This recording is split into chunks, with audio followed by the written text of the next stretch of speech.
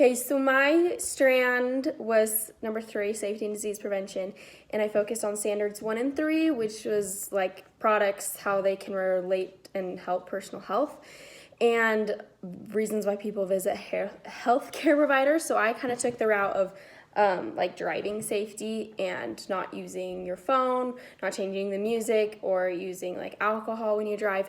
And I explained all the dangers of those, along with like prevention, like seatbelts and boosters, and also what happened, like what you need to do when you get in an accident, what doctors you need to see, and what treatments they can do and stuff.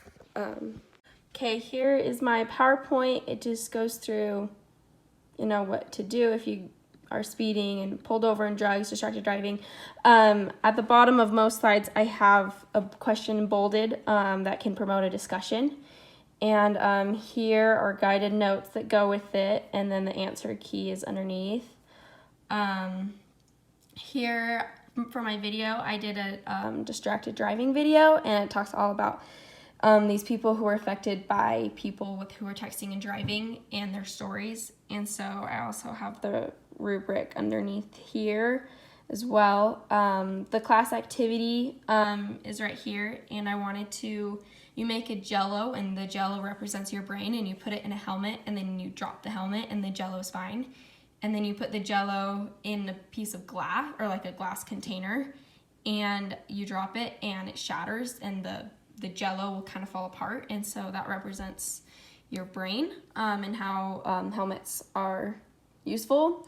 And another activity you could do is have the kids do an egg drop, and so you send them home, and they have a couple days to use cotton balls or toilet paper or whatever they can think of, and then they bring it to class, and you do an egg drop and see which egg survived, and that's kind of like your brain.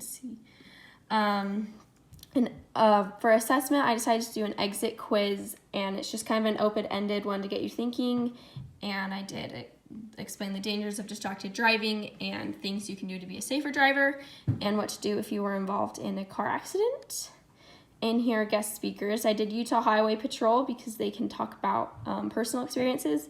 An ER doctor, my husband works in the ER, and he has crazy stories, and so they can talk about what they do, or a physical therapist, and they can explain treatments and how you can do more preventative care to be safe.